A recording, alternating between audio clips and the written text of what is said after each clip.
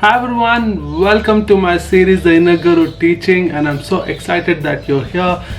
The main purpose of me doing this series is to help you guys find a passionate and a purposeful life, and that is my mission and mission in life. I'm a life transformation coach, author, a speaker with a mission to transform 1 million people in the next 5 years. So thank you guys for tuning in. If you like this channel, please like, share and subscribe. Yoga does not mean twisting and turning your body. The word yoga means union. You have a very vivid sense of memory and a fantastic sense of imagination. An intention won't make things happen. An intention will only set direction. The only and only way you can experience it is by being hyper-perceptive. So today I'm going to talk about Sadhguru, who has been a great inspiration for all of us, and I'm going to show a few of the teachings what Sadhguru has given us, which I liked personally, and it's so amazing that he is here on this planet, make a wonderful changes and helping people and helping a lot of youths.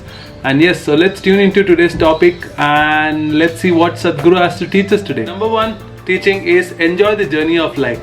Rather than being goal oriented, make sure you enjoy the process which you're going through to reach that goal. There is no such thing as extrovert or introvert. Do not classify people like that. Some people see that they need to act and reach out.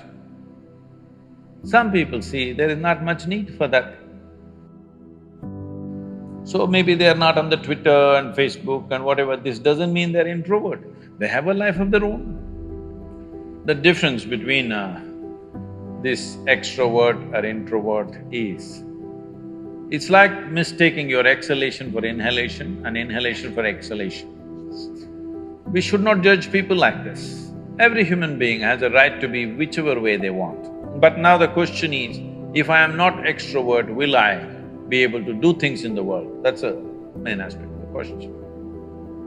See, your ability to do things is not because you want to do things. I want to do something is my desire. Desire is just an intention. An intention won't make things happen. An intention will only set direction. Still you have to make the journey, isn't it? Process is an end in itself. If you are absolutely devoted to the process, something will come out. But now we are interested in the consequence, not in the process. This goal-orientedness, I want to get there, we become too goal-oriented. Goal-oriented means we are interested in the consequence, but we are not interested in the process. Number two, don't take life so seriously. Most of us, we are so holding on to our past and feeling so depressed about life. So don't take a life seriously, start working upon your emotions and thoughts. See, this is an unfortunate condition that a whole lot of human beings are in. In their experience, in their personal experience, life is like me versus the universe. Being in competition with the universe is a stupid thing to do. That's not a competition you must get into. Hello? Me versus the universe is a bad competition to get into. Would you also agree with me? So, this is why yoga does not mean twisting and turning your body. The word yoga means union. Right now it's me versus the universe. This is just your psychological condition. This is not the reality. Even when you feel utterly lonely, are you still breathing? So you're transacting with the world, isn't it? Yes? You only can't get along with the people around you, but atmosphere is okay with you, food is okay if it tastes good, water is okay. You have transaction with the world, isn't it? Your existence is constantly an engagement with the universe, but your mind becomes against the universe. If you create a psychological condition that you're against or you're in competition with the universe or the cosmos, obviously you will feel crushed for small things. Little things will crush you. When I say little things, maybe you failed your examination, maybe you got thrown out of this university, Maybe you got fired from a job, maybe somebody ditched you, maybe something else like this happened. These are all small things between life and death. Because you came here with nothing, isn't it? When you die, there is no container service for you. You die with nothing. In spite of that, most people have turned their homes into warehouses. Most people are carrying such a huge baggage on their head, as if they're carrying the whole universe on their head. This is their own psychological condition. Your thought and emotion is what you're talking about, right? When are you going to figure out how to handle your thought and emotion? Not hers, not hers, not his, yours. When are you going to learn how to handle my thought and my emotion? At the end of your life? The only problem really with life is just this.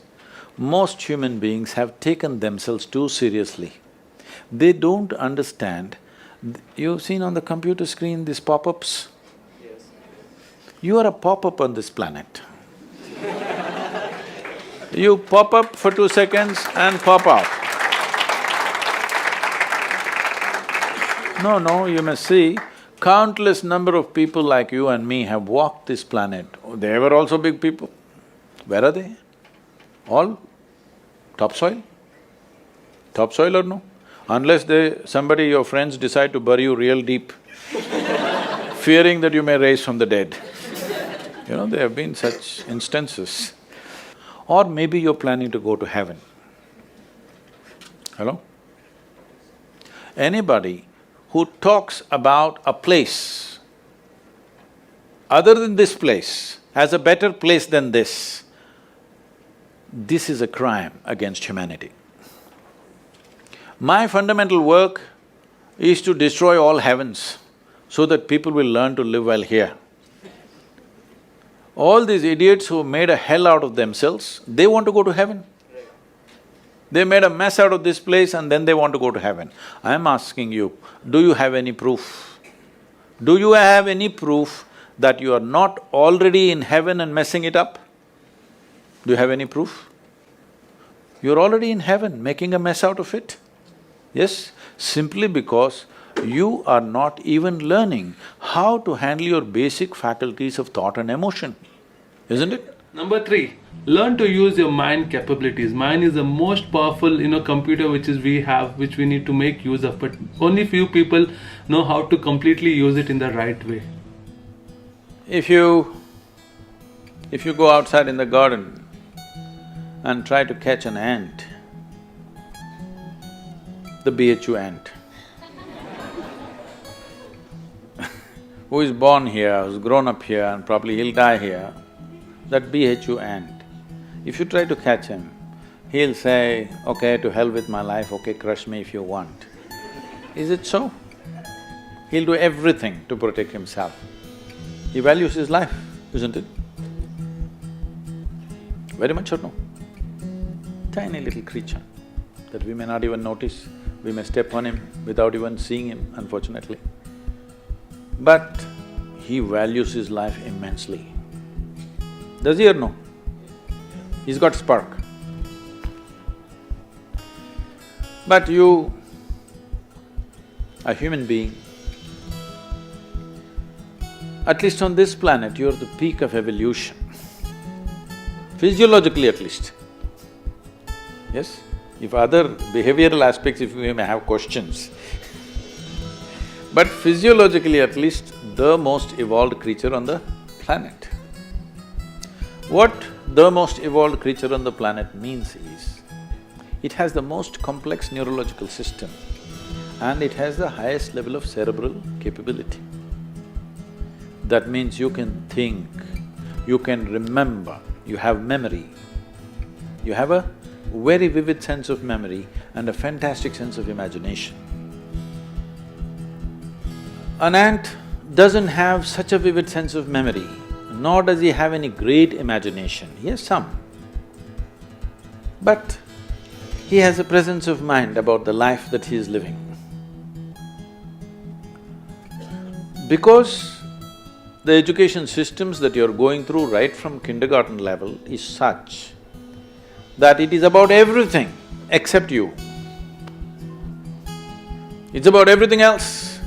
Somebody is PhD in tourism, somebody is PhD in biotechnology, somebody is PhD in something. Nothing about this. How does this function? There is no attention at all. A human being functions. You know, you have a Kalabhairava temple here. What this means is, a human being exists in three times.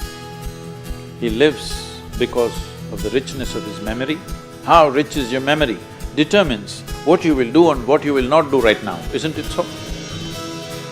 So memory is important, the present experience is important, and how vivid is your imagination for tomorrow is very important.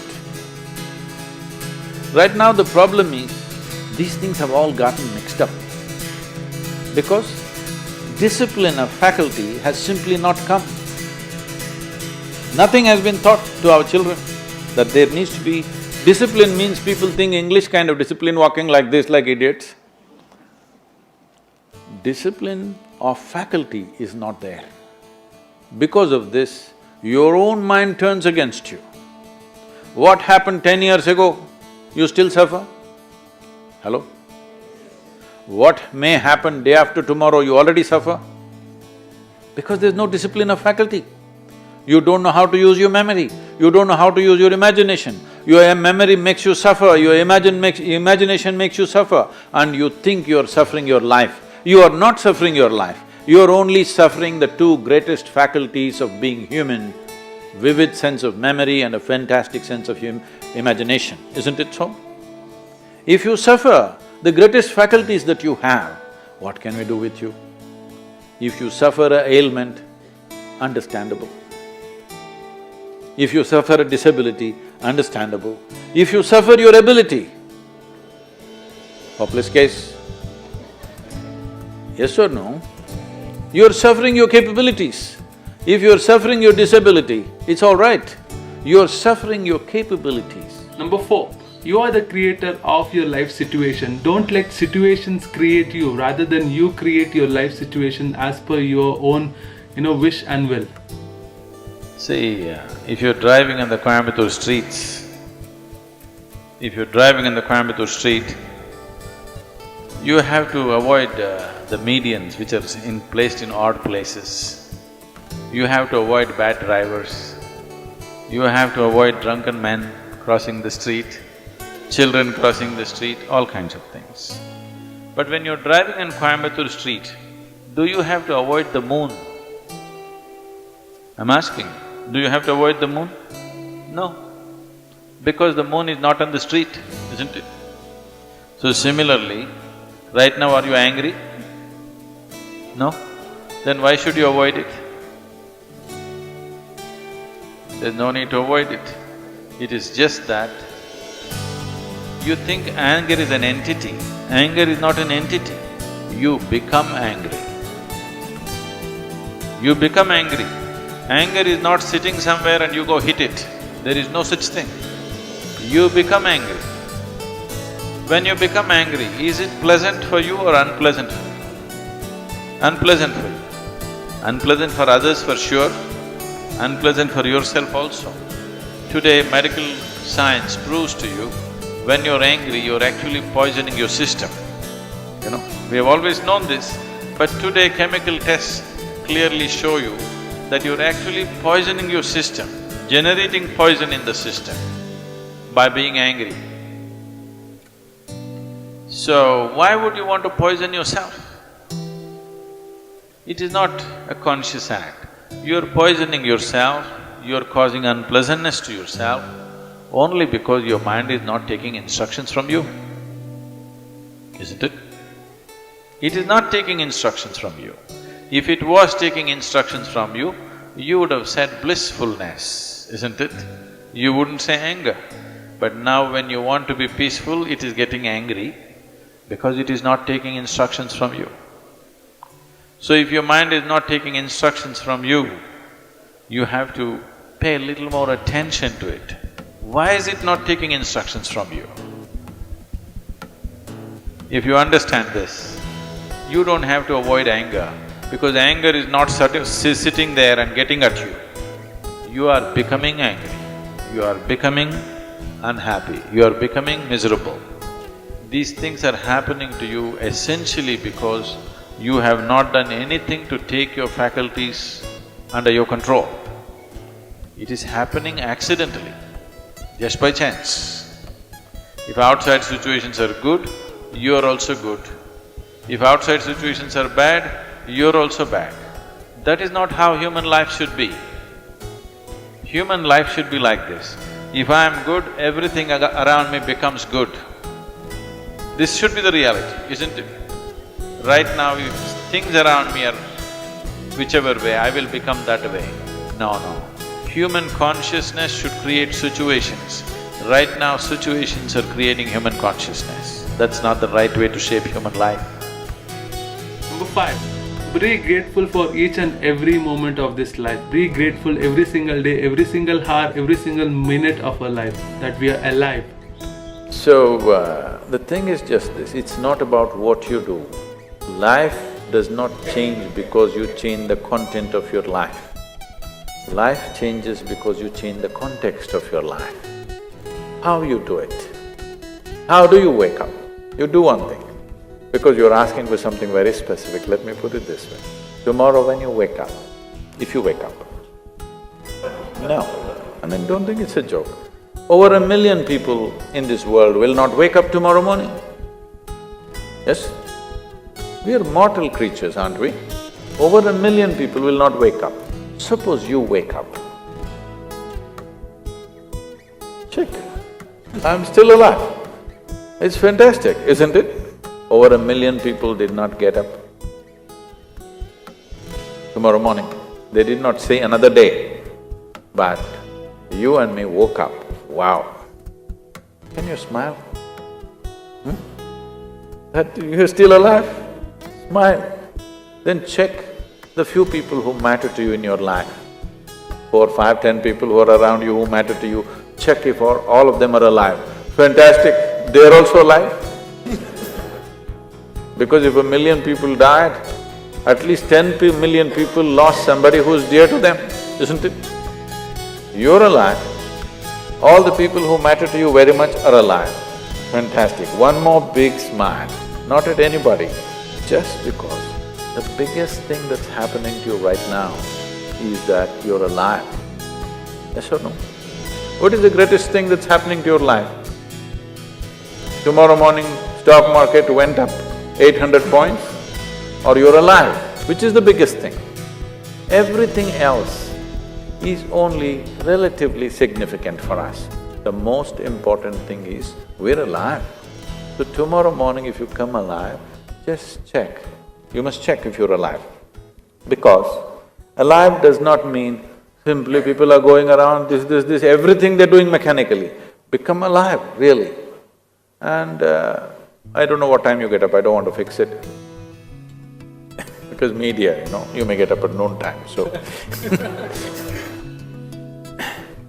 you check, okay, it's 9:30. Every hour, okay, 9 o'clock, wow, still alive. One big smile, still alive. 10 o'clock, what's wrong with 10 o'clock? Still alive. I want you to understand that you're mortal. If you're conscious that you have come with a limited amount of time, you will arrange your life naturally in a most sensible way. If you think you're immortal, you have time to do stupid things. If you understand you're mortal, you don't have time to do anything other than what really matters to you. And in your life, you must be doing only what truly matters to you and nothing else but that, isn't it? This you will do only if you are conscious that you are a mortal being. We're fine, we're healthy, but we could be dead tomorrow morning. I'm not wishing it. I'll bless you with a long life. But it is possible that you and me could be dead tomorrow morning. Yes or no? The possibility is there or not? Yes. So when we know this is how this life is, then everything that really matters must happen, isn't it? What is it that really matters to you? If you really look at it, you will see the only thing that really matters to you is you want to experience this life as profoundly as possible. Somebody thinks money will do it, somebody thinks education will do it, somebody thinks sex will do it, somebody thinks love will do it, somebody thinks something else will do it. But whether a man is going to the temple or to the bar, all he is looking for is a larger slice of life. Yes or no? Yes or no? If you're looking for larger slice of life, if you want to be successful, not just a dreamer, then the only and only way you can experience it is by being hyper-perceptive, by enhancing your perception, not by enhancing your imagination, not by enhancing your activity, but by enhancing your perception. If you have to enhance your perception, you have to be alert. If somebody points a gun to your head, you will become super alert, yes or no? So don't wait for somebody to do it. Just understand that you are a mortal creature. You are not a permanent thing, you're not an absolute thing. You're here for a brief amount of time. I'm saying brief because if you're joyful, this is a bloody short life. If you're miserable, only if you're miserable, you have a long life. Because miserable people feel it's too long. Joyful people, before they know what's happening, it'll be over. Yes, have you noticed this? On a particular day you're very happy, 24 hours just went off like that. Another day you're depressed, 24 hours feels like a eon. So the experience of life and the experience of time is very relative. So the essential thing about life is just this. Every life, not just humans, every life is striving to become a full-fledged life, have the largest possible slice of life that we can have in terms of our experience. If this has to happen, we have to just become open to life. Open does not mean an attitude, open simply means we are fully on with life. We are not on and off, we're just on. If you're on, then life will happen. If you're off, you can't turn it on later on in the grave. This is the time to be on and you must be fully on. So just as a reminder, hourly check you do. If you're still alive, great, one big smile. Hope you guys enjoyed these teachings from Sadhguru, and I want to know what are the key things what you're learning from this video. What are the 3 to 5 things what you're learning from Sadhguru apart from what I've given in this video. Put it down in the comment section so that I know you're learning. Just watching the video is not enough. We have to make sure we make some notes and we see what more are we learning from this, how can we apply this knowledge what Sadhguru is giving us in our day-to-day life. And let me know in the comment section all these things, what are you learning, what are your key learnings, and how Sadhguru has made a huge impact on your life. I hope you guys enjoyed this video. If you're finding a lot of value in my channel, please like, share and subscribe. And also please follow me on different social media. I'm hoping you have a very passionate and a purposeful life. That is my mission and vision, to help you find and build a passionate and a purposeful life. So thank you guys for tuning in. I love you all. Take care. Goodbye.